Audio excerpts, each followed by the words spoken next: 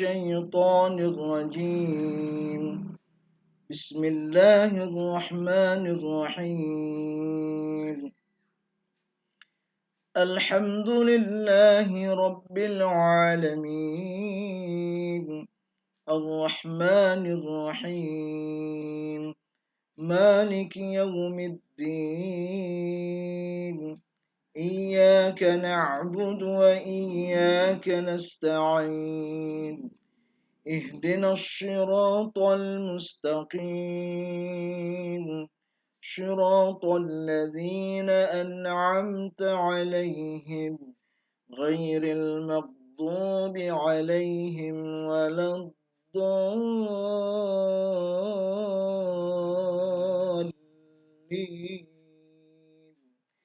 آمين. واعلموا أنما غنمتم من شيء فأن لله خمسه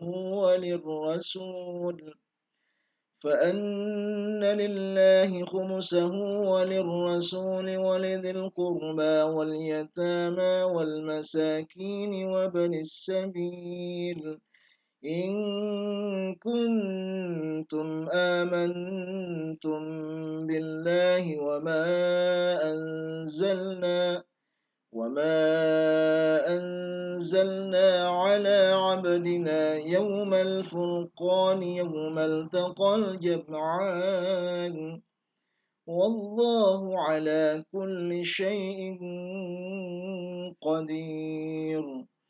إذ أنتم بالعدوة الدنيا وهم بالعدوة القصوى والركب أسفل منكم ولو تواعدتم لاختلفتم في الميعاد ولكن ليقضي الله أمرا كان مفعولا ليهلك من هلك عن بينة ويحيى من حي عن بينة وإن الله لسميع عليم. إذ يريكهم الله في منامك قليلا ولو أراكم كثيرا لفشلتم ولتنازعتم في الأمر ولكن الله سلم إنه عليم بذات الصدور. صدق الله العظيم.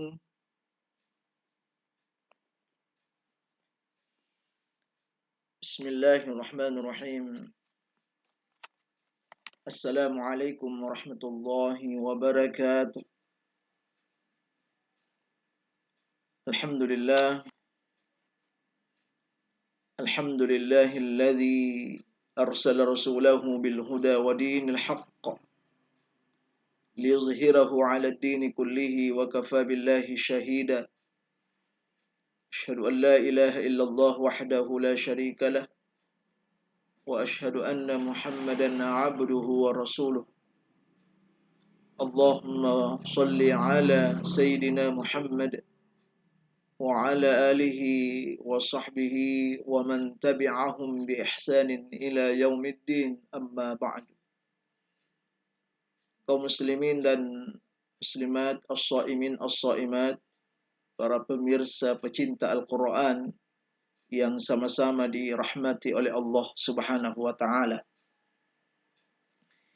Alhamdulillah, kembali kita panjatkan syukur kehadirat Allah Subhanahu wa taala karena atas segala nikmat dan karunia-Nya sehingga kita semua masih tetap setia melaksanakan perintah-perintah Allah Subhanahu wa taala dan juga meninggalkan apa yang telah dilarangnya. Sehingga pada hari yang ke-10 di bulan suci Ramadan ini kita semua masih tetap istiqomah melaksanakan seluruh rangkaian amalia Ramadan. Mudah-mudahan kita semua senantiasa diberi kekuatan oleh Allah sehingga akhir Ramadan tetap konsisten untuk memperbanyak amal ibadah sehingga insya Allah Ramadan tahun ini jauh lebih baik daripada Ramadan tahun-tahun sebelumnya.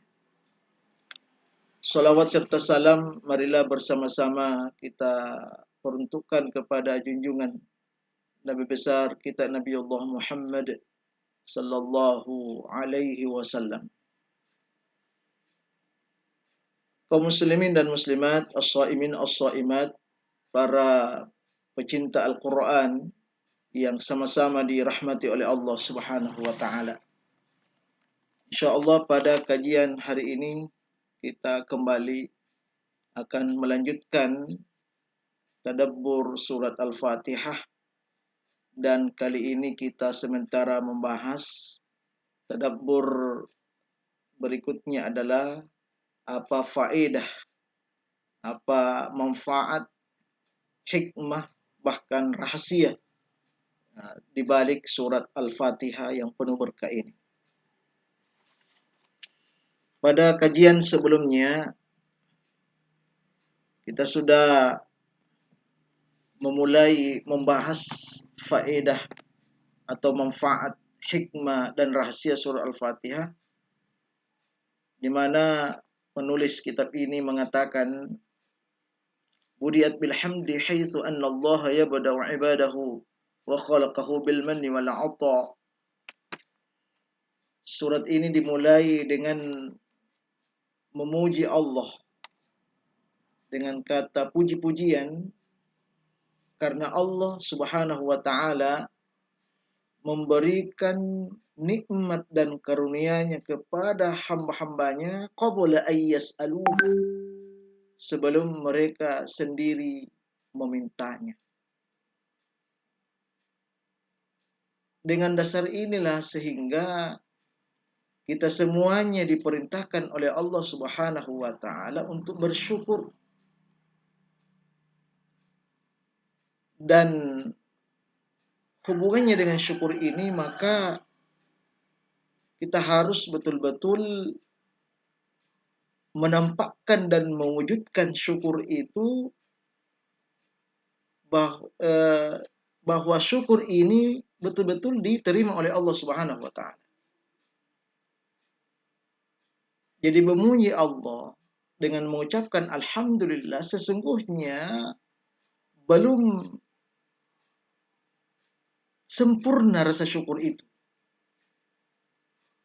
Jadi ketika misalnya seseorang mendapatkan nikmat lalu dia mengatakan alhamdulillah, sebenarnya sudah masuk kategori syukur, tapi belum sepenuhnya dia belum menyempurnakan kesyukurannya kepada Allah Subhanahu wa taala. Nah, untuk sempurnanya syukur itu, atau dengan kata lain, kalau kita ingin menjadi abdan syakura, hamba yang betul-betul syukur kepada Allah Subhanahu wa taala, maka harus memenuhi beberapa syarat. Dan kita sudah menjelaskan dua syarat. Pertama, meyakini bahwa segala nikmat yang telah Allah berikan bahkan sampai saat ini adalah hakikatnya miliknya Allah. Itu dulu yang harus kita yakini. Kemudian yang kedua, segala nikmat yang telah Allah berikan kepada kita jadikan sebagai sarana untuk dekat dengan Allah. Jangan justru sebaliknya, kita semakin jauh dari Allah Subhanahu wa taala. Na'udzubillah, summa na'udzubillah. Kita bermohon kepada Allah Subhanahu wa taala agar kita tidak masuk dalam golongan orang-orang seperti itu. Tambah banyak nikmat yang Allah berikan, justru kita tambah jauh dari Allah Subhanahu wa taala. Berarti itu pertanda bahwa dengan nikmat yang Allah berikan itu tidak mampu menjaga amanah Allah sehingga dicap sebagai hamba yang tidak pandai bersyukur kepada Allah Subhanahu wa taala.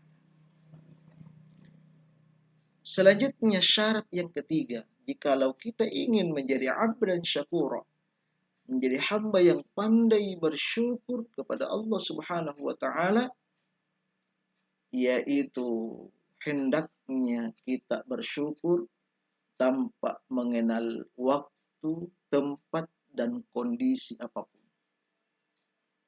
Atau dengan kata lain, orang yang bersyukur itu adalah orang yang bersyukur setiap saat, setiap waktu, dan dalam kondisi apapun. Dikala senang kita harus bersyukur, dikala sedih pun kita harus bersyukur. Dikala sehat kita bersyukur, dikala sakit pun kita diminta untuk bersyukur kepada Allah Subhanahu wa taala. Dikala kita diberi waktu yang sangat banyak, kesempatan yang sangat banyak kita bersyukur. Demikian pula ketika kita dalam keadaan sempit, kita juga diminta untuk bersyukur kepada Allah Subhanahu wa taala. Nah, kalau di waktu senang, di waktu kita banyak rezeki, di waktu kesempatan kita luas, memang wajar kita bersyukur kepada Allah Subhanahu wa taala. Akan tetapi timbul pertanyaan, bagaimana kalau di saat kita sakit, di saat kita dalam keadaan susah, sedih, kok disuruh bersyukur juga? Ini tentu timbul pertanyaan di benak kita masing-masing. Kenapa di waktu sempit, kenapa di waktu sedih, susah, sakit, kita juga diminta bersyukur? Harusnya kita bersabar. Ya memang betul.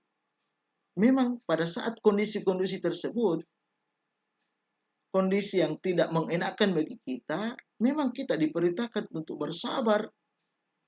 Karena ini ujian bagi kita atau bahkan peringatan bagi kita, makanya kita diminta untuk bersabar. Tetapi perlu juga dipahami bahwa di samping kesabaran itu, ternyata Allah juga memerintahkan untuk jangan kita lupa bersyukur kepada Allah. Tetap ada perintah untuk bersyukur. Lalu timbul pertanyaan, kenapa mesti kita bersyukur? Misalnya dalam keadaan sakit. Kenapa kita diminta bersyukur kepada Allah Subhanahu wa taala? Padahal ini kita sakit. Memangnya kita mensyukuri karena kita sakit? Tentu di balik perintah bersyukur dalam kondisi tersebut, dalam keadaan kita sakit, ada hikmahnya. Ada rahasianya yang kita bisa peroleh. Di antaranya, kenapa kita tetap diperintahkan untuk bersyukur sekalipun dalam keadaan kita sakit? Karena hakikat sakit bagi orang yang beriman kepadanya, kepada Allah Subhanahu wa taala, itu sesungguhnya adalah bentuk pengampunan dosa-dosa kita di hadapan Allah. Artinya, ketika kita sakit dan dibarengi dengan kesabaran, maka itulah berefek pada pencucian dosa kita, pembersihan dosa-dosa kita. Jadi rasa sakit itu sesungguhnya adalah bentuk pencucian Allah terhadap dosa dan kesalahan yang pernah kita lakukan. Sehingga Allah berikan kita rasa sakit. Jadi sebagai bentuk pencucian dosa. Nah, dari sisi inilah, dari aspek inilah sehingga kita bersyukur kepada Allah. Jadi dari aspek inilah kita bersyukur kepada Allah. Subhanahu wa ta'ala. Kaum muslimin dan muslimat, as-shaimin as-shaimat, para pemirsa pecinta Al-Quran yang sama-sama dirahmati oleh Allah Subhanahu wa ta'ala. Jadi sekali lagi, bahwa ketika kita mengalami rasa sakit, bahkan rasa sulit sekalipun, itu hakikatnya adalah bentuk pengampunan atas dosa-dosa yang telah kita perbuat. Dengan hal inilah sehingga kita patut bersyukur kepada Allah, karena tanpa memohon ampun kepada Allah, tanpa meminta ampun kepada Allah, tanpa beristighfar kepada Allah, maka secara otomatis kita akan mendapatkan pengampunan dari Allah, hanya dengan catatan kita bersabar atas sakit yang telah Allah berikan kepada kita. Jadi itu hikmah, rahasia pertama kenapa kita diperintahkan bersyukur sekalipun dalam kondisi sakit. Yang kedua, kenapa kita diperintahkan untuk bersyukur padahal kita ini sakit? Sebab kalau kita ingin menghitung, kalau kita ingin hitung-hitung, selama kita hidup, misalnya sekarang umur kita 40 tahun atau 50 tahun, atau di bawah itu 30 tahun. Lalu kita hitung, dari 30 tahun atau 40 tahun ini atau 50 tahun ini, mana banyak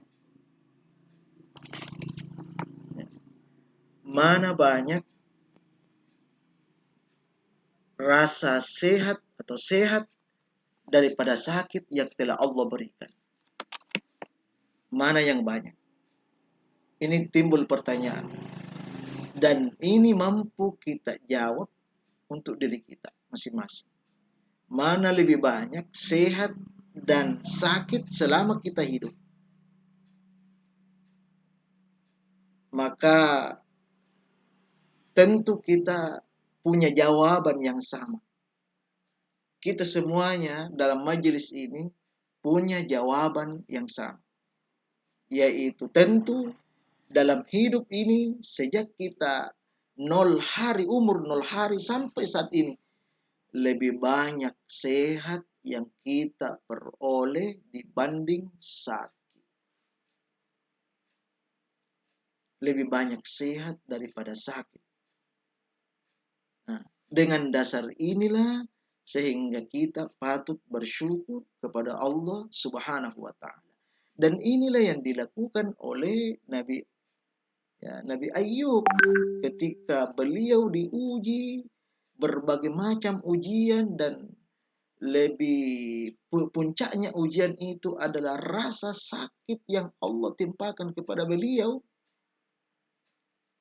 Lalu istrinya berkata kepada beliau, engkau kan nabi, engkau kan dekat dengan Allah.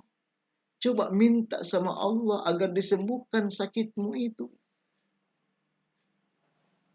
Tapi apa kata Nabi Ayub alaihi salam? Saya malu kepada Allah. Saya malu. Kenapa? Karena rasa sehat yang Allah berikan masih jauh lebih lama daripada rasa sakit yang saya rasakan saat ini. Ini berapa lama saja saya sakit dibanding sebelum-sebelumnya saya sehat walafiat, saya diberi kekuatan oleh Allah, bisa bekerja sekuat tenaga. Itu sangat lama, sangat banyak yang Allah berikan dibanding rasa sakit ini yang saya derita. Jadi dia merasa malu kepada Allah kalau minta seperti itu. Subhanallah. Jadi inilah wujud rasa syukur kita kepada Allah, sekalipun dalam kondisi tidak mengenakan. Misalnya ketika kita sakit, Tetap kita diberikan kesempatan oleh Allah untuk tetap bersyukur kepadanya. Dan insya Allah konsekuensi rasa syukur kita inilah Allah akan membalasnya. Apa balasan Allah? Jadi kalau kita sudah secara keseluruhan terpenuhinya syukur itu, syukur kita kepada Allah Subhanahu wa taala, termasuk yang keempat ini yang terakhir, ya saya akan sampaikan sebentar. Kalau sudah terpenuhi semua ini, maka janji Allah Subhanahu wa taala terhadap kita orang-orang yang bersyukur itu akan ditambahkan lagi nikmat-nikmat yang telah Allah berikan kepada kita. La in syakartum la azidannakum. Jikalau kalian bersyukur atas segala nikmat yang saya berikan kepadamu, kata Allah, la azidannakum. La di sini itu berarti pasti, sesuatu yang pasti. Tidak ada kebohongan, penguatan. Maka pasti saya akan menambahkan lagi. Itu kata Allah. Itu kata Allah. Jadi kalau misalnya kita bersyukur atas harta yang Allah berikan, kalau kita infakkan di jalan Allah, kita penuhi hak-hak harta kita itu dengan membersihkannya melalui zakat, infak dan sedekah, bahkan dengan wakaf, maka harta yang kita miliki itu akan senantiasa bertambah. Akan senantiasa bertambah. Allah tambahkan. Subhanallah. Allah tambahkan. Namun sebaliknya, wala in kafartum, jikalau kita tidak bersyukur, ya karena tidak memenuhi syarat-syarat syukur tersebut, inna azabi lasyadid, apa kata Allah?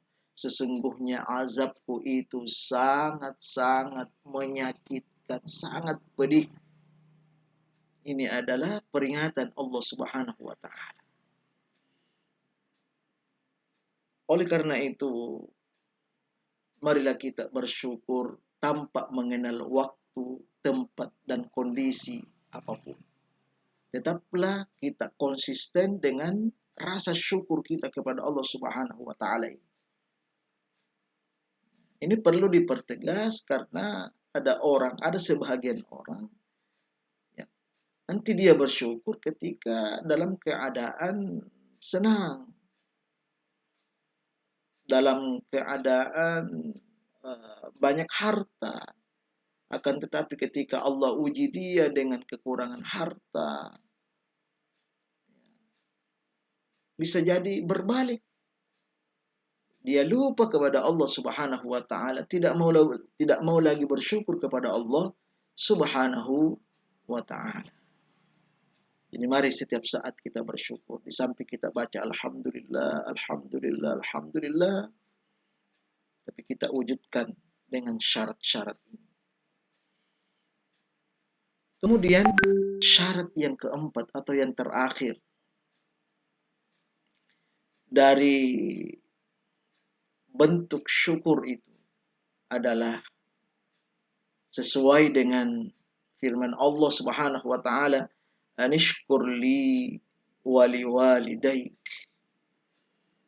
Artinya Allah mengajarkan bersyukurlah kepadaku dan berterima kasihlah kepada kedua orang tua.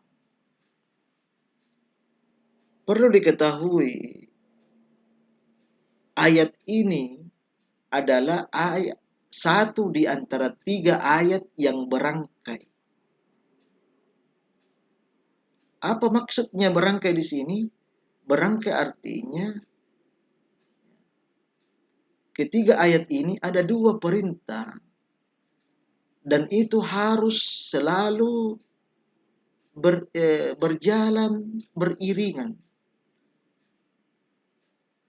Ketika kita laksanakan satu, harus yang kedua juga dilaksanakan. Sebab apabila satu di antara keduanya ini kita tidak lakukan, maka dinilai sama dengan kita tidak lakukan. Mana 3 ayat itu? Pertama, aqimus shalah wa atuz zakat. Dirikan sholat dan tunaikan zakat. Ketika ada orang sholat tapi tidak berzakat, maka kedua-duanya tidak diterima oleh Allah. Inilah yang saya maksud berangkai. Dua-duanya harus jalan sama-sama. Atau kebalikannya, ada orang dia luar biasa kalau zakat, dia nomor 1, dia terdepan kalau zakat, tapi dia tidak sholat, maka zakatnya juga tidak diterima oleh Allah Subhanahu wa Ta'ala. Yang kedua, ati'ullaha wa ati'ur rasul.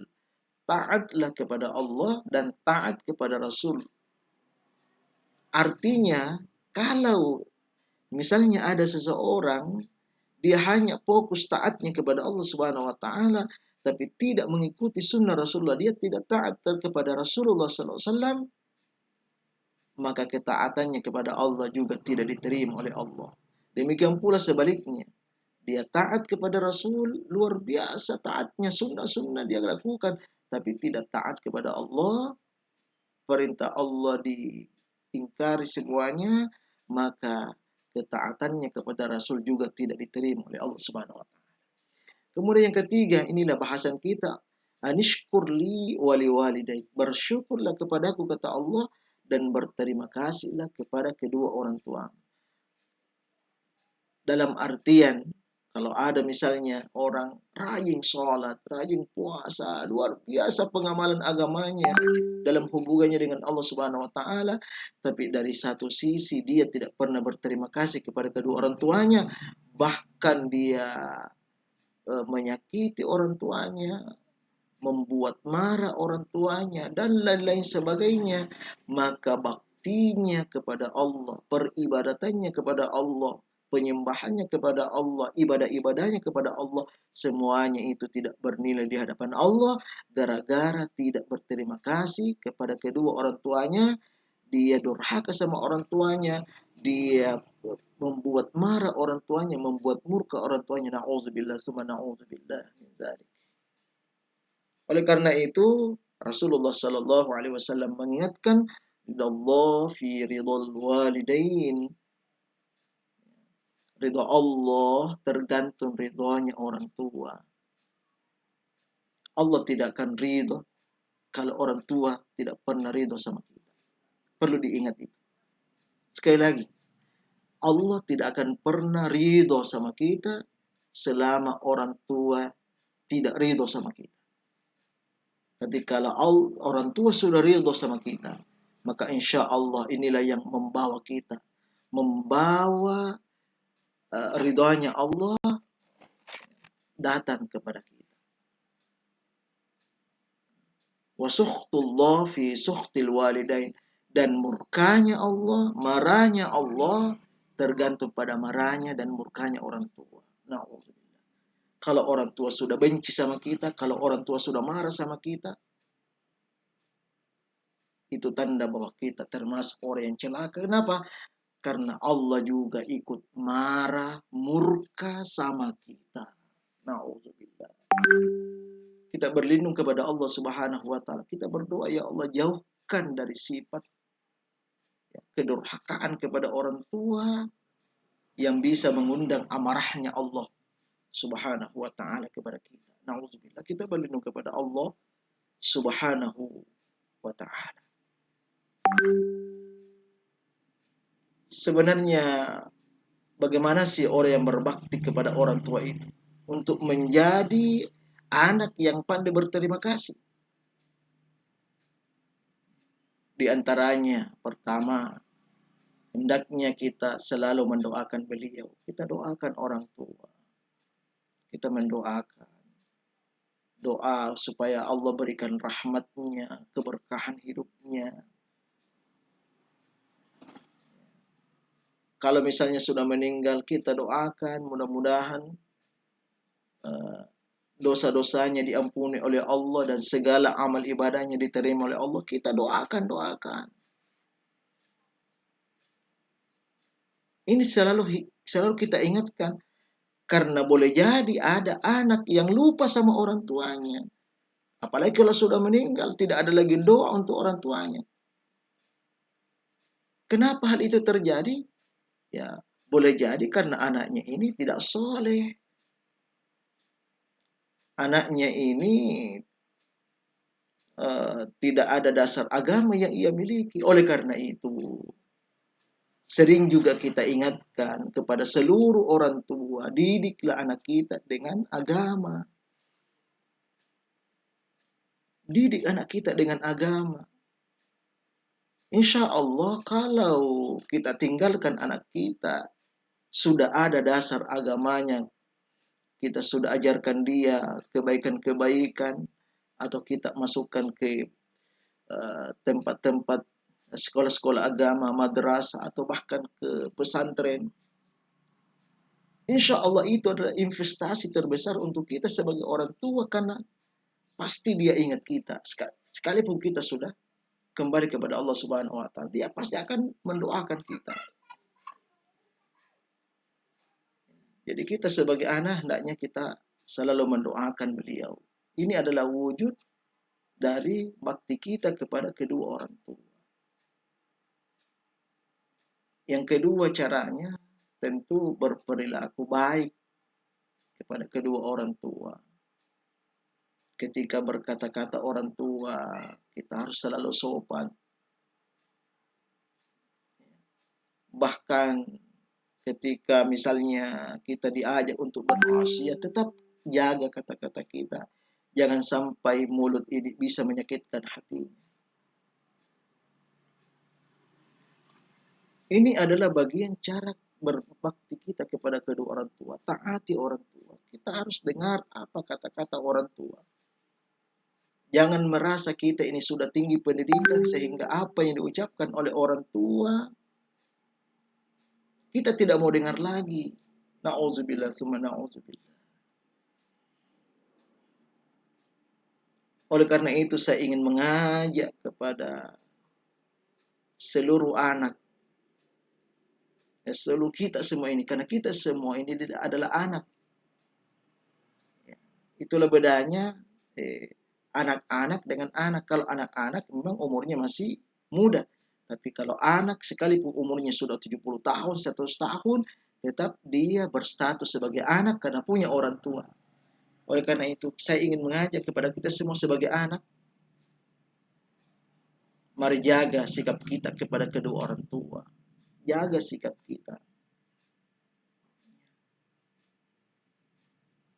Berkata-kata baik, sopan sama orang tua. Dan yang lebih penting adalah kita selalu mendoakan orang tua. Sehingga insya Allah dengan terpenuhinya ini 4 syarat syukur, yakin atas segala nikmat bahwa semuanya itu adalah miliknya Allah. Yang kedua, menjadikan seluruh nikmat ini sebagai sarana untuk dekat dengan Allah. Yang ketiga, bersyukur itu tidak mengenal waktu dan tempat. Kita harus bersyukur dalam setiap waktu, setiap saat, dan dalam kondisi apapun. Kemudian keempat, berbakti kepada kedua orang tua. Insya Allah, kalau ini semuanya kita sudah lakukan, maka tercatatlah kita di sisi Allah abdan syakura, sebagai hamba-hamba yang pandai bersyukur kepada Allah. Dan Allah akan berikan janjinya tadi, la azidannakum. Dan kita akan terhindar dari ancaman Allah. Apa ancaman Allah?